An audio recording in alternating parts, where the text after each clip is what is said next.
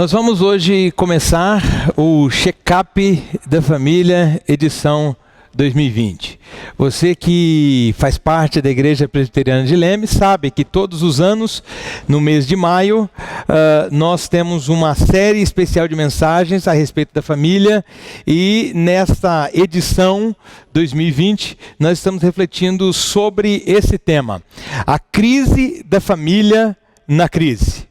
Nós estamos vivendo uma crise sem precedentes na nossa história, provocada pela pandemia. E essa crise que nos colocou numa situação de distanciamento social, em alguns casos até de isolamento social, trouxe juntamente com ela uma crise na família. Então, nós vamos conversar sobre como enfrentar a crise nas nossas relações durante a crise. E para começar a reflexão aqui nessa noite, eu quero fazer duas citações para introduzir o tema da reflexão nessa noite. A primeira citação é de Dante Alighieri em O Inferno de Dante. Ele diz o seguinte: no inferno, os lugares mais quentes são reservados àqueles que escolheram a neutralidade na crise. Em outras palavras, não podemos ignorar a crise. Não podemos fugir da crise. A crise precisa ser enfrentada com coragem e sabedoria. E aí você pode dizer assim, mas por quê? Por que a crise tem que ser enfrentada, e especialmente com coragem e sabedoria?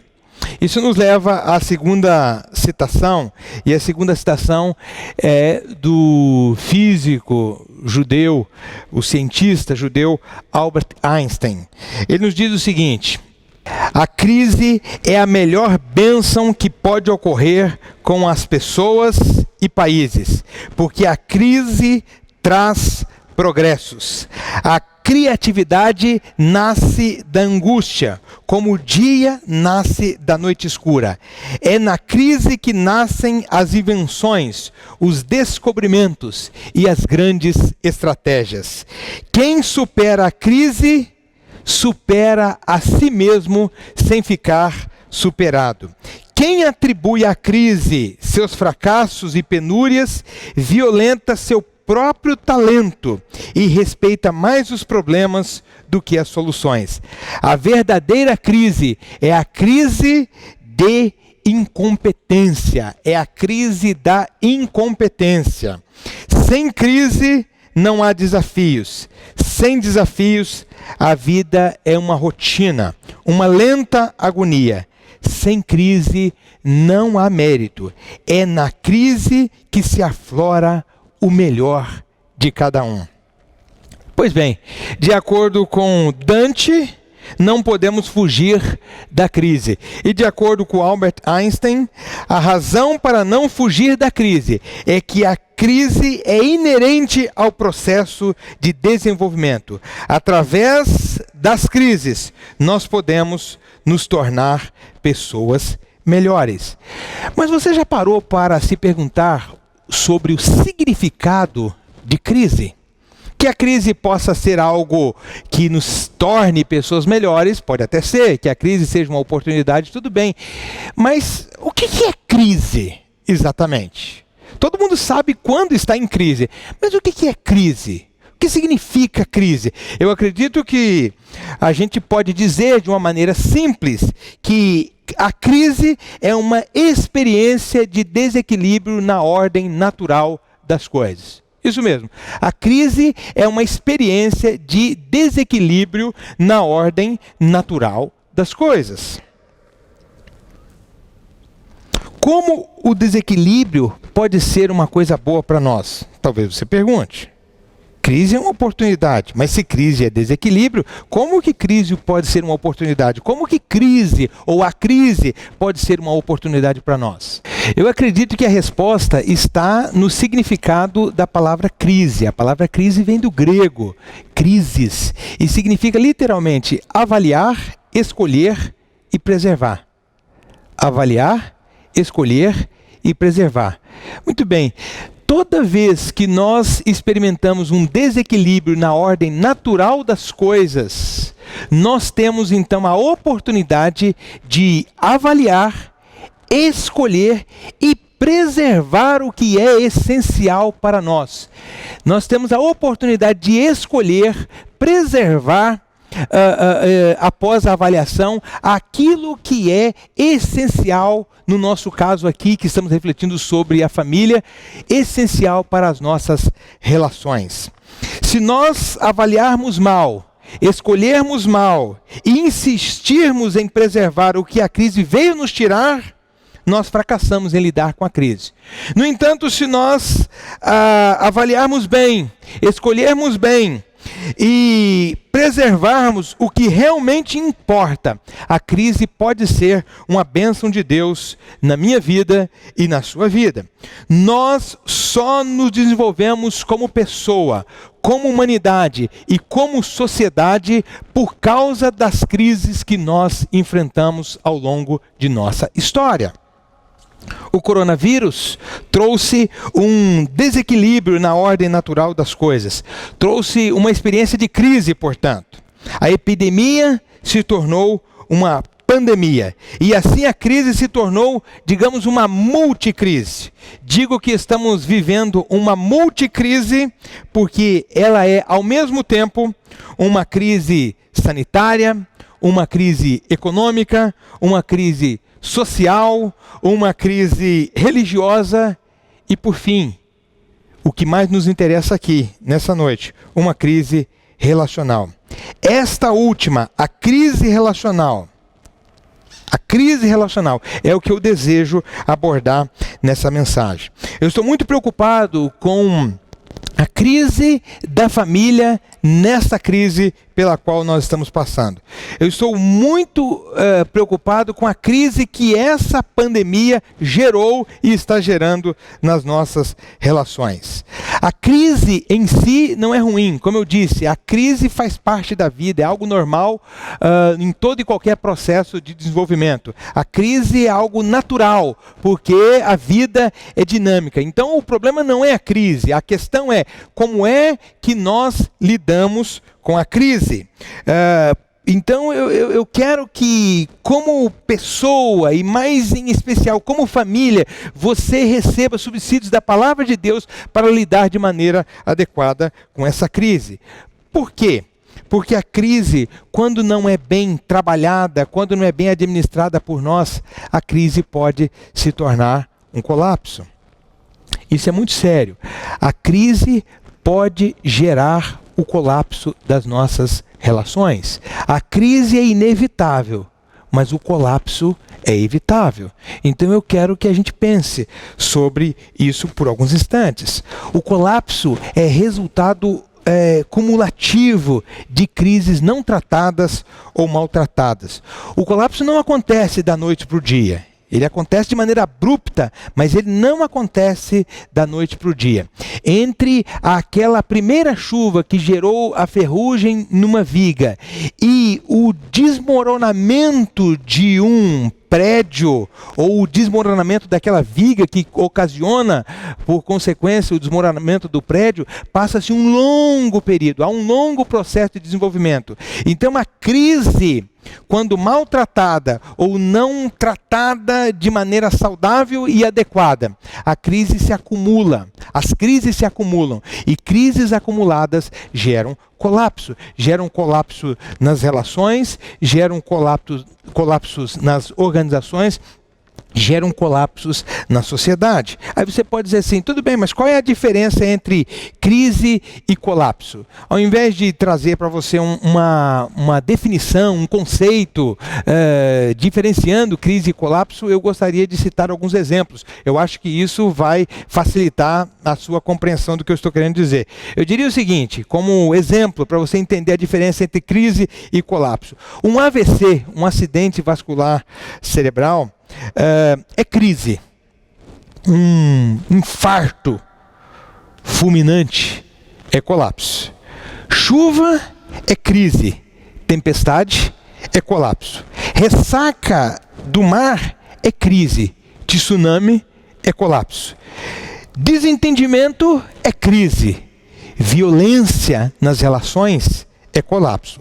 Uma rachadura na parede é crise. O desmoronamento do prédio é colapso.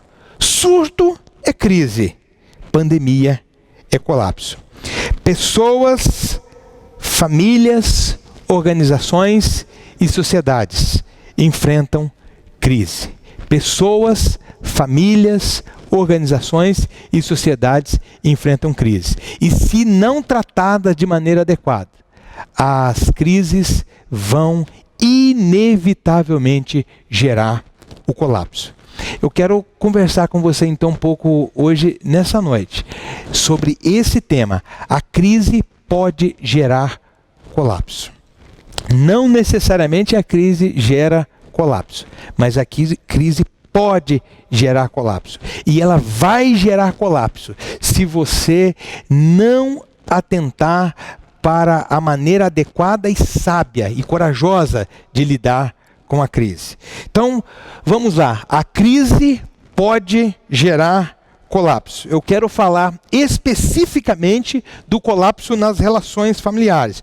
Por isso eu vou ler um texto da Bíblia que está em Gênesis capítulo 2, do versículo 18 até Gênesis capítulo 3, versículo 10.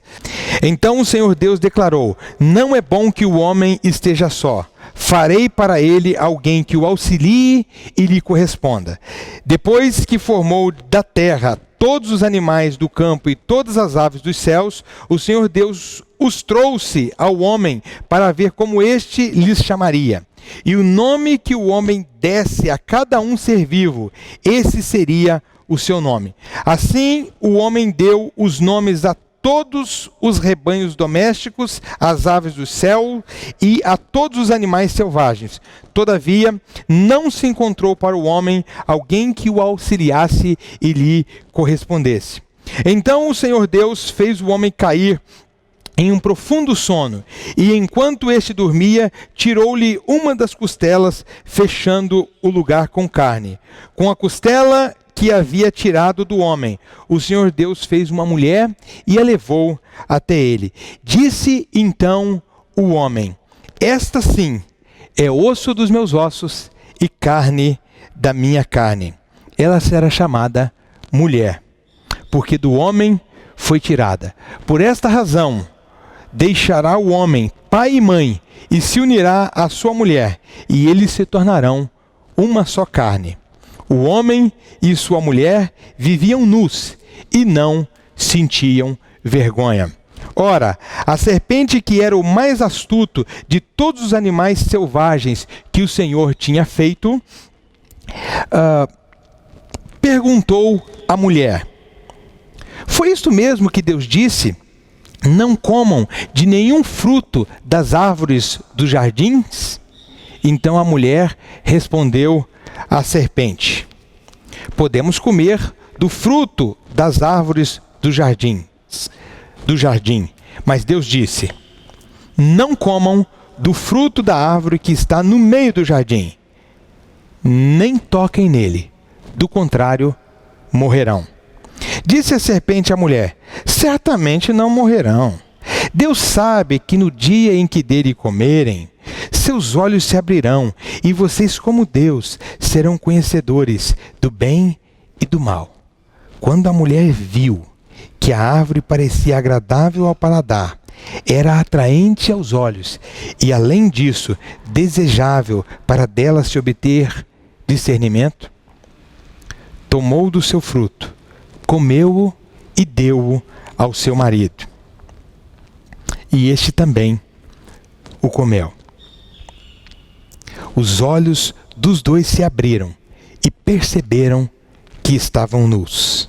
Então juntaram folhas de figueira para cobrir-se.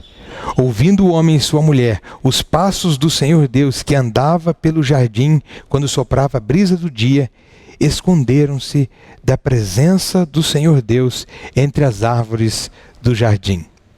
Mas o Senhor Deus chamou o homem, perguntando: onde está você?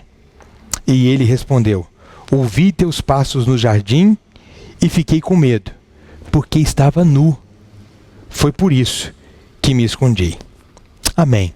Que Deus abençoe a sua palavra, que Deus possa nos edificar através dessa palavra lida neste momento. Como eu te disse, esse texto narra a história de um homem e uma mulher que se casaram e viveram muito bem, até que a crise se instalou no casamento deles. Eu quero mostrar aqui a vocês as fases pelas quais este casal primordial passou, porque eu creio convictamente que as fases pelas quais eles passaram, todos nós passamos também em nossos relacionamentos conjugais. Então eu quero começar mostrando a primeira fase pela qual esse casal passou, que é a fase 1, que eu chamo de solidão. A fase 1 é a fase da solidão.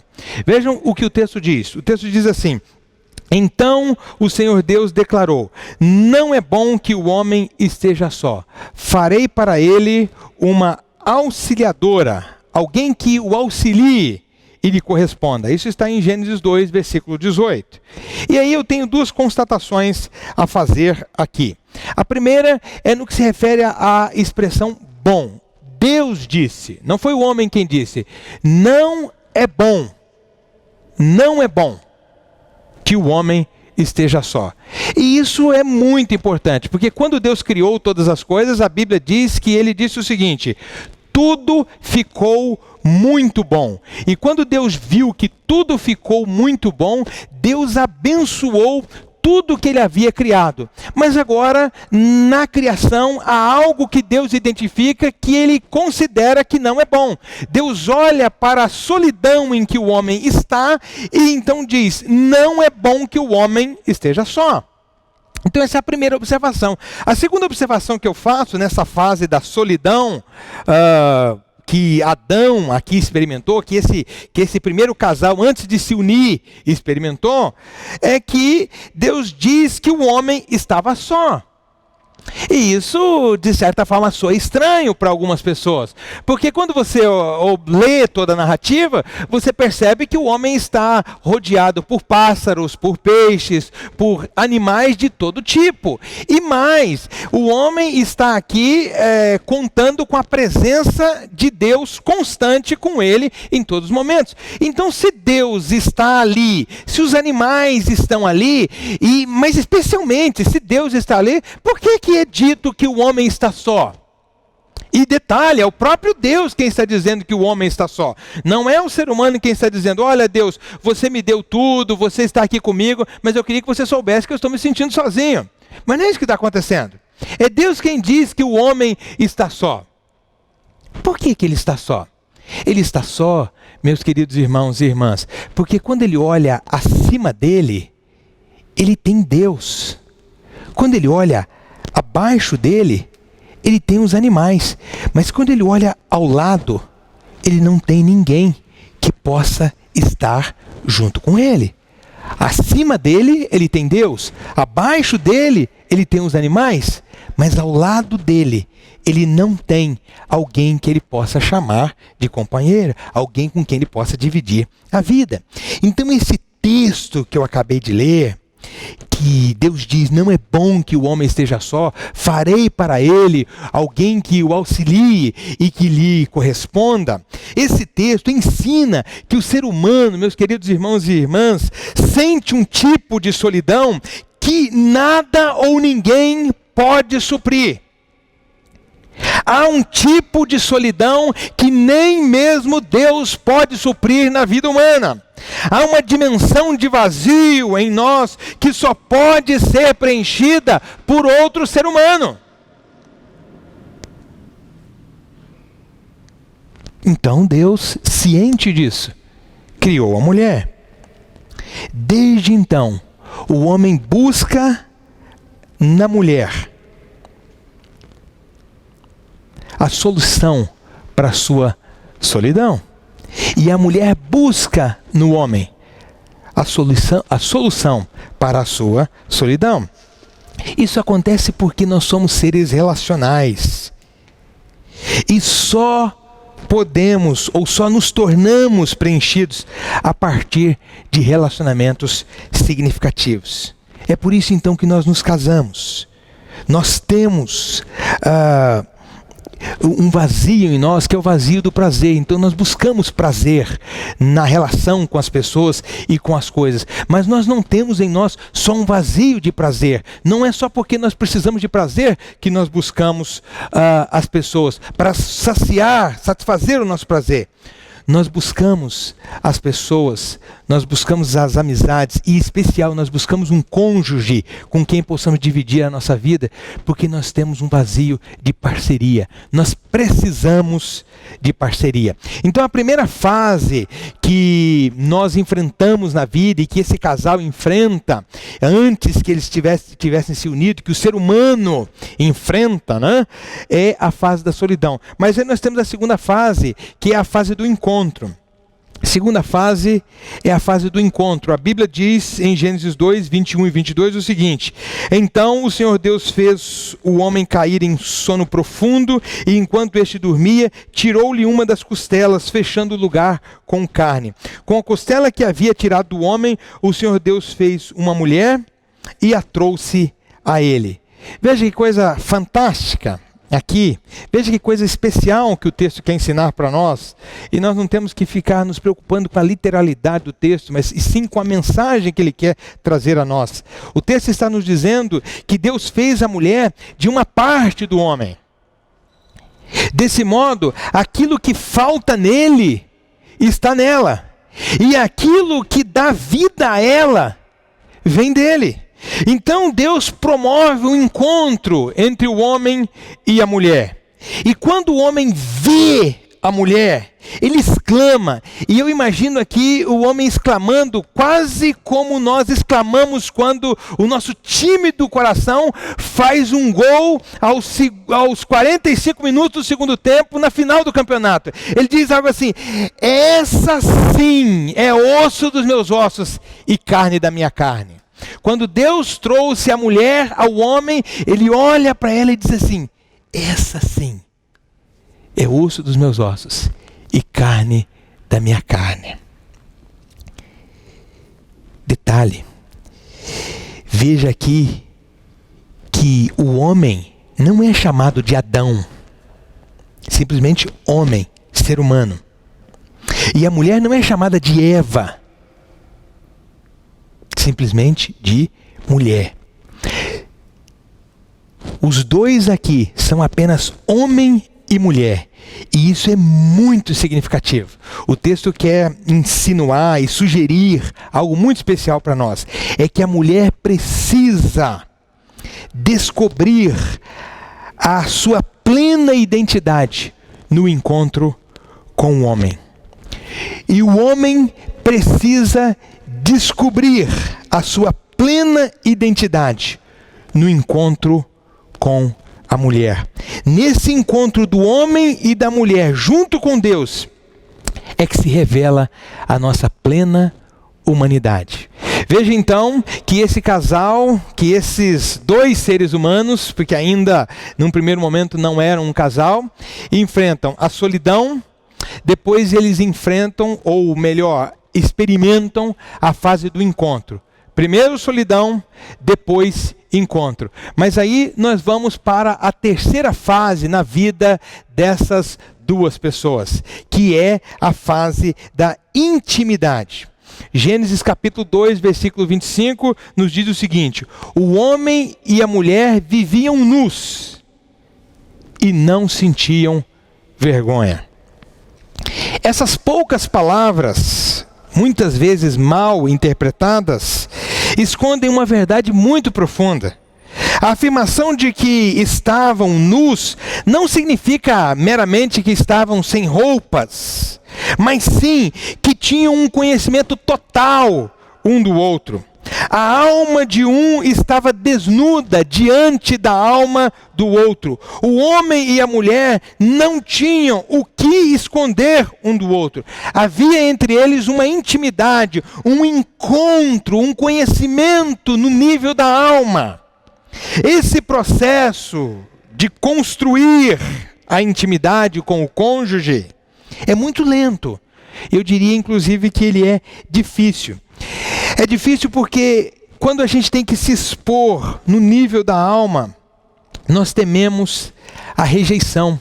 Nós tememos abrir a nossa alma para o outro, e quando o outro descobrir o que a gente pensa, o que a gente sente, nós tememos que o outro não goste daquilo que ele vai tomar conhecimento. Nós tememos então que o outro nos abandone. Então é muito difícil esse processo de construção da identidade. Nós precisamos adquirir muita confiança na outra pessoa para sabermos que quando ela entrar na nossa alma e saber tudo que se passa na nossa alma, que mesmo assim ela vai nos acolher nas nossas fraquezas e nas nossas fragilidades.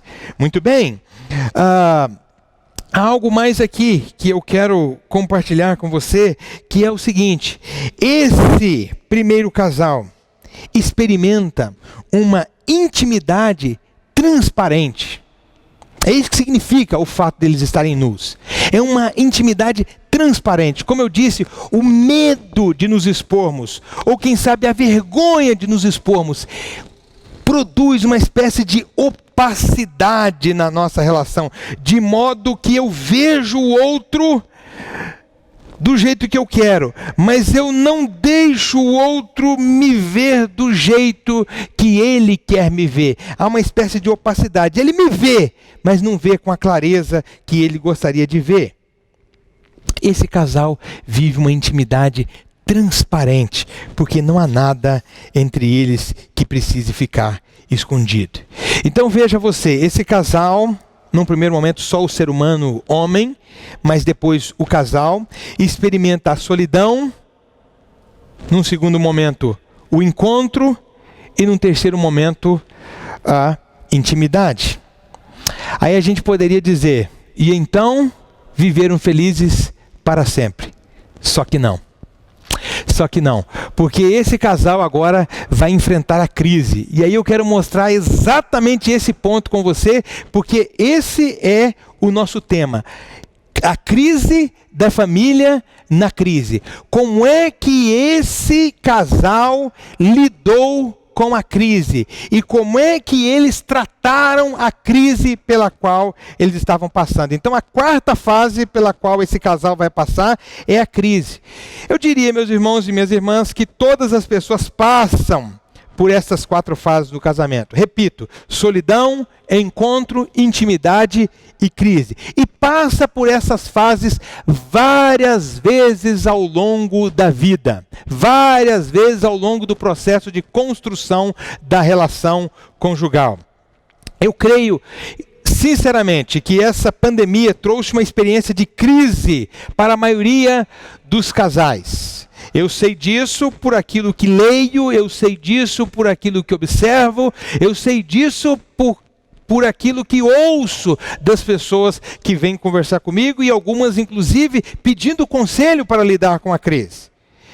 Eu diria que, em algum nível, todos os casamentos estão enfrentando crises nesse momento. De um jeito ou de outro, em um nível ou em outro. Todos os casamentos, todas as famílias estão enfrentando crises. Então eu quero chamar a sua atenção para o processo da crise na vida desse primeiro casal. Porque tanto a crise deles quanto a nossa passa exatamente pelo mesmo processo. É por isso que eu estou me dando ao trabalho de expressar, de apresentar para você a crise pela qual esse casal passou. Porque eu creio que a crise pela qual eles passaram tem um processo. E esse mesmo processo se dá na nossa experiência de crise, especialmente essa crise que nós estamos vivendo agora. Tem 3 elementos numa crise relacional. Podem existir outros, mas eu quero abordar aqui 3 elementos que estão presentes nessa crise deles e que eu creio que estão presentes na nossa crise também. 3 elementos: tempo, vulnerabilidade e sentimento. Tempo, vulnerabilidade e sentimento. Vamos começar então pelo primeiro elemento da crise. O tempo.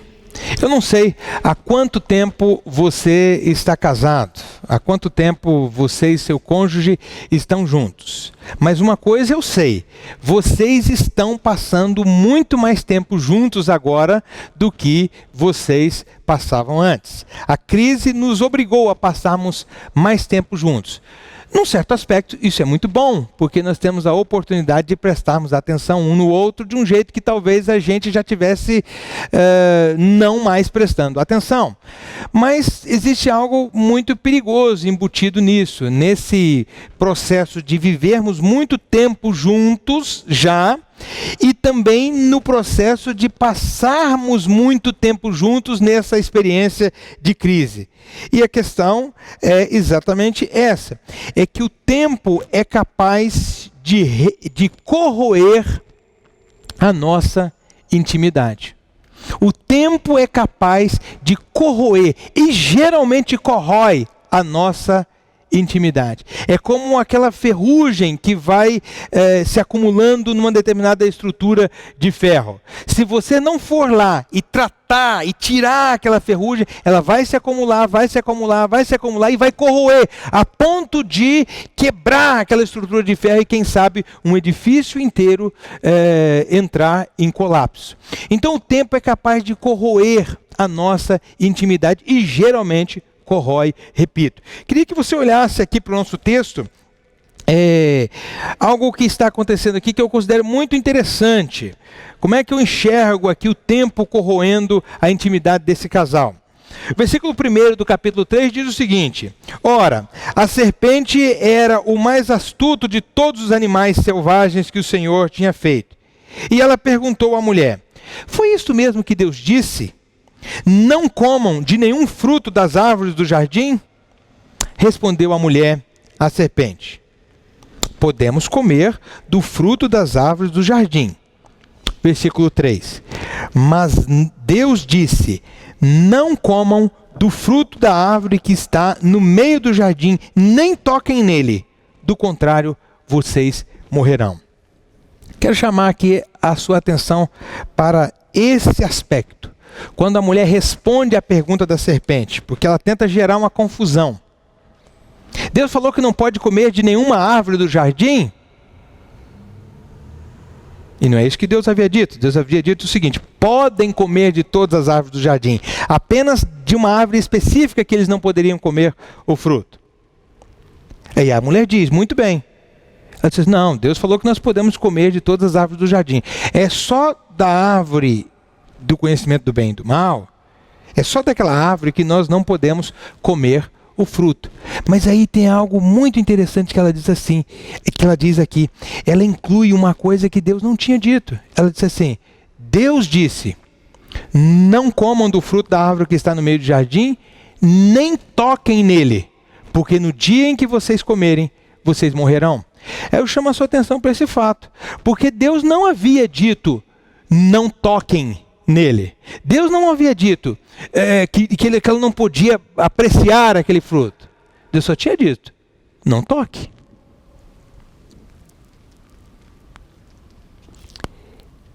Esse é o meu ponto aqui. O tempo corrói todas as coisas. No que se refere à nossa vida, há duas coisas, e eu diria que duas coisas preciosas que o tempo corrói. Uma dessas coisas são os conteúdos do nosso coração. E a outra, como eu já disse, refere-se à nossa intimidade, ou à intimidade que nós construímos em nossas relações. O tempo corrói, então, essas duas coisas que são fundamentais para nós: os conteúdos do nosso coração e a intimidade das nossas relações. O tempo corroeu o conteúdo que Deus havia colocado no coração da mulher. Deus havia dito para Adão: não coma do fruto da árvore que está no meio do jardim, porque no dia em que você comer, você vai morrer. E certamente Adão, na construção da sua intimidade com a sua mulher, a construção do relacionamento, disse a ela: olha, nós podemos viver muito bem nesse jardim, nós só não podemos comer do fruto da árvore que está no meio do jardim, porque no dia em que dela comermos, nós morreremos. Muito bem, esse conteúdo então de Deus, através de Adão, chegou ao coração da mulher. E ela o guardou no coração durante algum tempo. Mas como o tempo corrói todas as coisas, corrói também os conteúdos do nosso coração. Então agora aquele conteúdo que Deus havia colocado no coração dela não está mais intacto, ele está alterado, ele está corroído, ele está modificado. É por isso que aparece ali a expressão, não toquem nele. Mas Deus não tinha dito isso. Isso mostra, essa expressão que ela inclui na fala de Deus, mostra que aquilo que Deus tinha colocado no coração dela estava corrompido. Então raciocine comigo. Se ao longo do tempo o conteúdo que Deus havia colocado no coração da mulher foi corrompido, foi corroído, os conteúdos que Adão, que o ser humano homem, havia colocado no coração da sua esposa, também não estavam corrompidos? Não estavam corroídos pela ação do tempo? Eu penso que sim. Meus queridos irmãos e irmãs, eu diria o seguinte, que a força e a profundidade da intimidade que nós construímos com o nosso cônjuge depende do conhecimento do conteúdo que está na alma do outro. A força e a profundidade da intimidade que nós construímos, especialmente com o nosso cônjuge, depende do conhecimento do conteúdo que está na alma dele. Se esse conteúdo é corroído ou corrompido com o tempo, certamente a intimidade também o será. E eu creio sinceramente que foi isso que aconteceu com aquele casal. O tempo corroeu os conteúdos do coração daquele casal, os conteúdos que Deus havia colocado no coração daquele casal e os conteúdos que um cônjuge havia colocado no coração do outro. E quando os conteúdos do coração são corroídos ou corrompidos, a intimidade também é corrompida. Então a crise pela qual esse casal passou, em primeiro lugar, tem esse elemento no processo, o tempo. O segundo elemento é a vulnerabilidade. Veja bem, o capítulo 3, versículo 1, que eu já li, diz o seguinte, que a serpente perguntou à mulher. Interessante que os dois estão no jardim. E até aqui, depois que a mulher foi criada, sempre o texto se refere a eles no plural, para dar a ideia de que os dois estão juntos, que os dois são uma só carne, que os dois estão conectados um com o outro. Mas agora, por mais estranho que pareça, a serpente se dirige à mulher, e somente à mulher. O texto dá a ideia de que a mulher está sozinha. E a minha tese é que ela está sozinha porque a intimidade com o seu marido foi corroída, foi corrompida em algum nível. E quando ela está sozinha, a serpente se aproxima e dá o bote. A serpente, que aqui representa a influência do mal, sabe que sozinha a mulher está mais vulnerável. Da mesma forma que sozinho o homem está mais vulnerável. É por isso que a Bíblia vai dizer, é melhor serem dois do que um.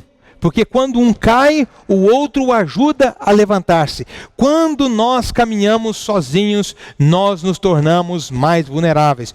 Quando nós, ainda que vivendo como marido e mulher, decidimos dentro da relação seguirmos caminhos paralelos, como se a minha vida não tivesse tudo a ver com a sua e a sua vida não tivesse tudo a ver com a minha, como se a nossa relação pudesse sobreviver, você fica na sua e eu fico na minha, se a relação pudesse sobreviver nesse modo, nós nos tornamos vulneráveis.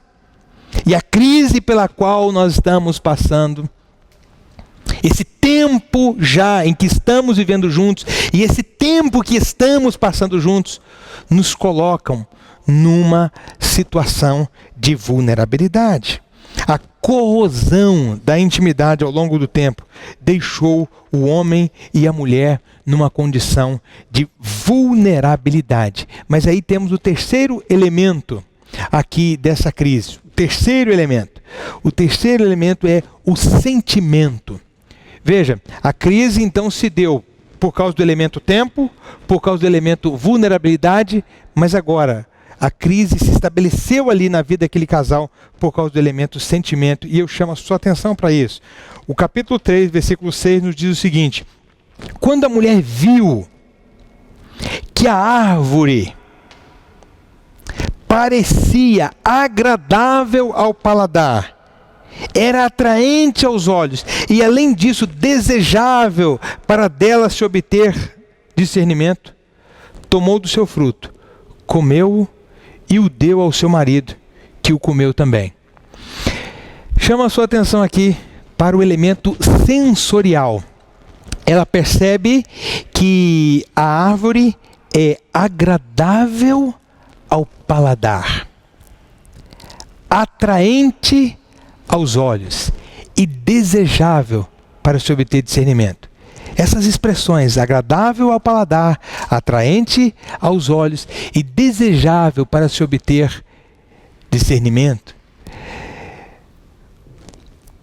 fazem a gente pensar de maneira muito direta e considerar de maneira muito direta o elemento sensorial.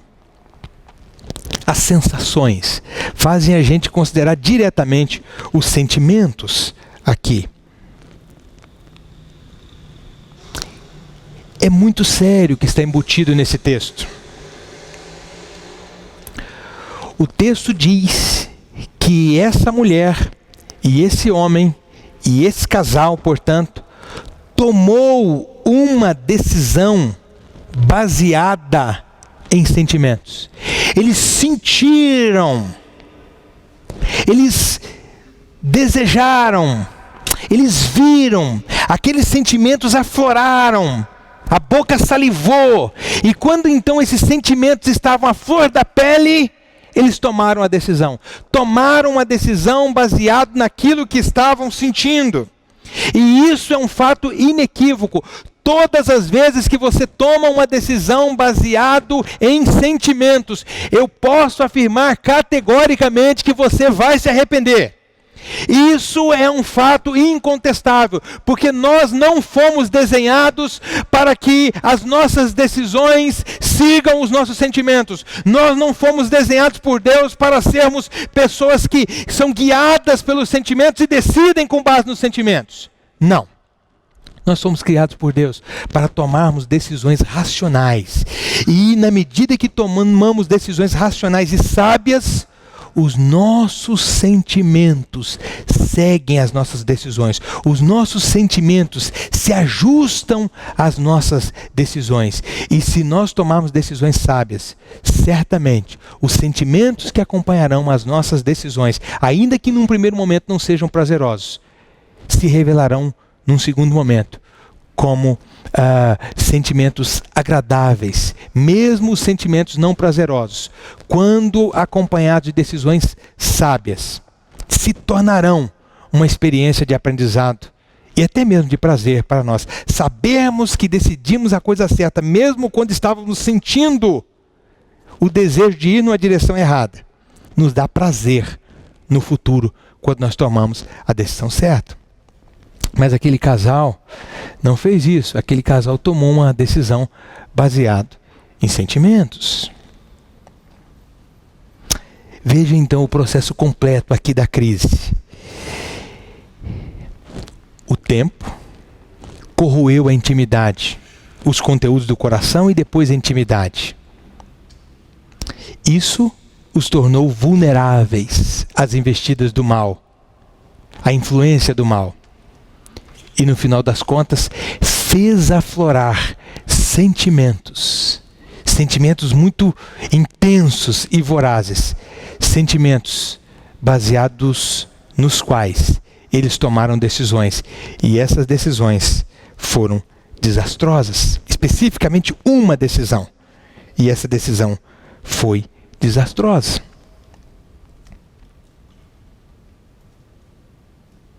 Nós estamos, meus irmãos e minhas irmãs, creio eu, na mesma situação. Essa pandemia nos colocou numa crise tal qual a daquele casal. Tal qual a daquele casal. Eu perguntaria a você, há quanto tempo você está junto com o seu cônjuge? E agora, mais especificamente, durante a pandemia, quanto tempo vocês estão passando juntos? Atente para isso, porque o tempo corrói a intimidade. E quando a intimidade é corroída, quando os conteúdos do coração são corrompidos, e a intimidade, por consequência, é corrompida também, nós nos tornamos vulneráveis às investidas e à influência do mal. E quando estamos vulneráveis, damos vazão a sentimentos de raiva. Quando estamos vulneráveis, nós damos vazão a sentimentos de tristeza, nós damos vazão a sentimentos de inferioridade, sentimentos de superioridade, nós damos vazão a sentimentos relacionados ao prazer, nós damos vazão a sentimentos relacionados à ideia de que nós não estamos recebendo o que merecíamos. Nós damos vazão a sentimentos relacionados à ideia de que estamos sendo explorados por aqueles que convivem conosco e às vezes especialmente o nosso cônjuge. Então esses sentimentos começam a aflorar e eles começam a assumir o controle da nossa vida. Então nós acreditamos que precisamos fazer alguma coisa. E aí quando acreditamos que precisamos fazer alguma coisa, nós precisamos decidir. E quando decidimos com base nos sentimentos, a crise nos empurra ou a crise nos coloca no caminho do colapso. Ao tomarmos decisões unilaterais ou conjuntas, com base em sentimentos, repito, nós colocamos a nossa relação, especialmente a relação conjugal, no caminho do colapso. Tempo, vulnerabilidade e sentimento. Esses são os elementos presentes na crise. E aí você me diz assim, entendi, pastor.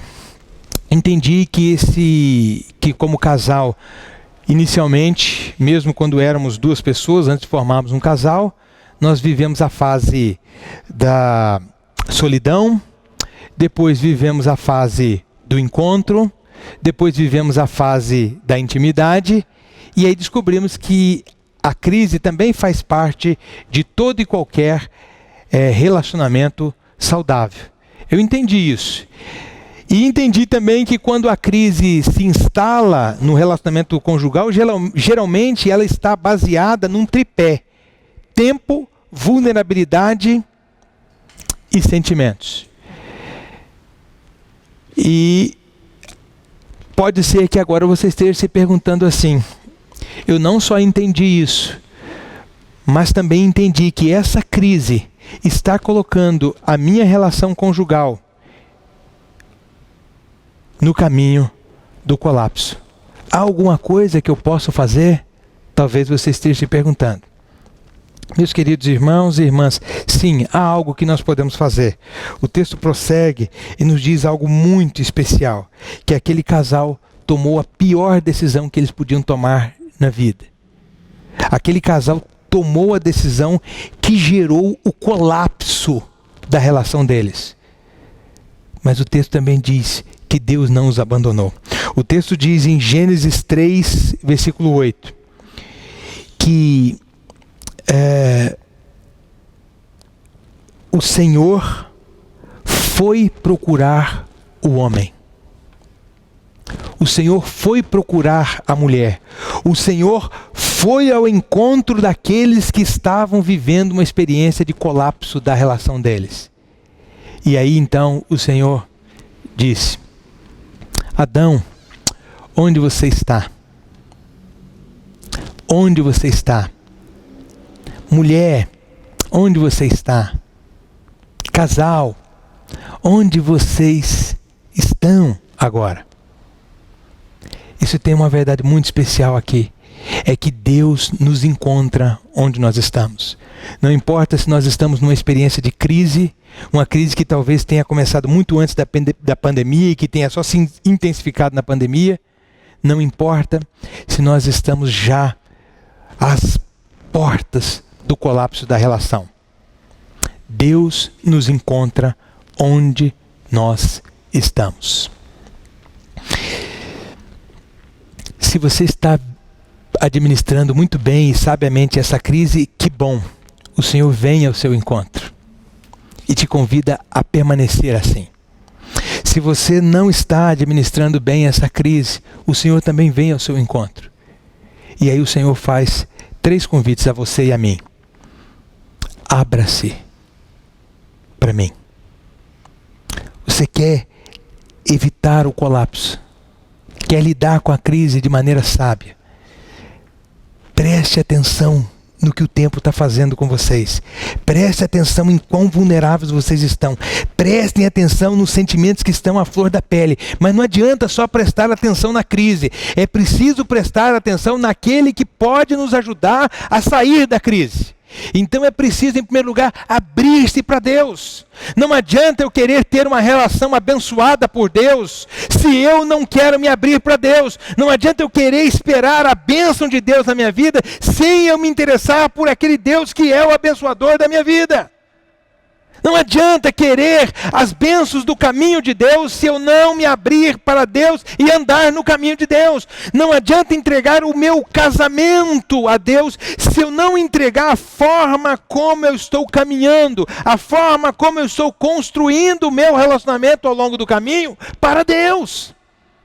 Então é preciso abrir-se para Deus. Eu sei, eu também estou com os sentimentos à flor da pele. Eu também me sinto vulnerável em muitos momentos. Eu também percebo que o tempo juntos tem corrompido, às vezes, alguns conteúdos do meu coração. E eu sei que isso também está acontecendo com você. Então é hora de a gente se abrir para Deus. Porque Deus pode e Deus quer nos ajudar não só a passar por essa crise, mas sermos pessoas melhores através da crise e depois da crise. Então a primeira ideia que nós precisamos é nos abrir para Deus. Não foi isso que aquele casal fez. A Bíblia diz que quando eles ouviram o Senhor os chamando, eles se esconderam de Deus. Não se esconda de Deus, não se feche para Deus, abra-se para Deus. Mas a segunda coisa que nós precisamos fazer é assumir a responsabilidade. Quando Adão disse que estava escondido, o Senhor perguntou: você comeu do fruto da árvore que está no meio do jardim, que eu disse a você para não comer? Sabe o que ele disse? Ele disse assim: foi a mulher que você me deu. E aí a mulher disse: foi a serpente. É como se Adão estivesse dizendo assim: olha, dessa eu estou livre. Ou a culpa é da mulher, ou a culpa é sua que fez a mulher para mim. Ele não teve a capacidade de assumir a responsabilidade pelo seu erro. Por que que a sua esposa estava conversando sozinha com a serpente? Por que que a sua esposa decidiu sozinha e não decidiu junto com ele? Ela decidiu sozinha porque ela sempre queria decidir sozinha? Ou ela decidiu sozinha porque ele era alguém que estava se omitindo nessa relação? Ele não assumiu a responsabilidade. Era a ele que Deus havia se dirigido. Deus havia dito: Adão, não coma. Ele era responsável pela sua família. Ele era responsável por manter a agenda divina no contexto e na dinâmica daquela família. Mas ele não assume a responsabilidade. A mulher também não assume a responsabilidade. Se nós queremos evitar o colapso, nós precisamos sim nos abrir para Deus. Mas nós precisamos também assumir responsabilidades. Não tenha vergonha de dizer para sua esposa: me desculpe pela forma como eu falei com você ontem. Me desculpe pela forma como eu tratei você ontem. Me desculpe pela minha desatenção. Me desculpe pelas palavras ríspidas que eu usei. Me desculpe por não estar ajudando você na sua luta. Me desculpe por não estar ajudando você com as crianças. Esse é um momento que a família precisa estar unida. E esse é um momento em que a família está junto. mas não necessariamente unida. Porque a crise trouxe crise para a família. Então nós precisamos olhar um para o outro. E mais do que nunca, assumir que erramos. E quando nós assumimos que erramos, terceira coisa que nós precisamos fazer, se nós queremos evitar o colapso, é pedir perdão. Abra-se para Deus. Assuma que errou. E peça perdão. Peça perdão para Deus. Peça perdão para o seu cônjuge.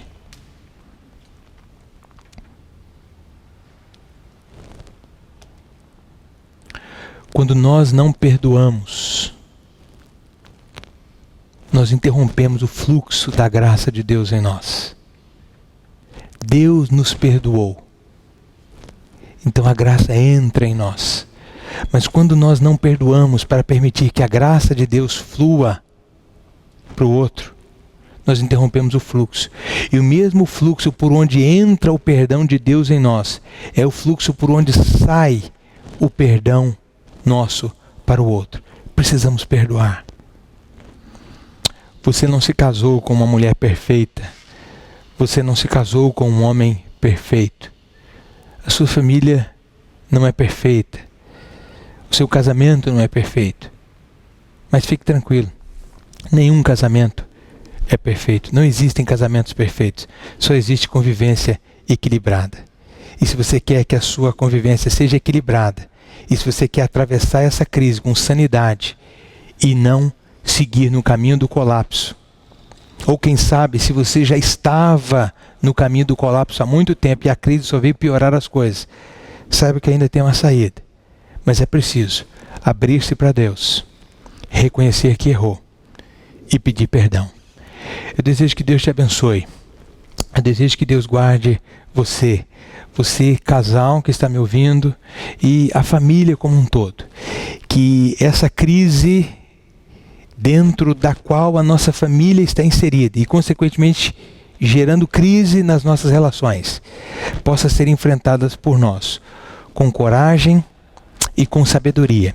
Lembre-se que crise é oportunidade para avaliar, escolher e preservar aquilo que é essencial para nós. Avalie como vocês estão vivendo. Avalie como vocês estão se tratando. Escolham um jeito melhor de conviver. E preservem aquilo que é bom, aquilo que é essencial, aquilo que precisa permanecer depois da crise. Porque é assim que nós nos tornamos pessoas melhores. Que Deus te abençoe. Que Deus nos abençoe em nome de Jesus. Amém.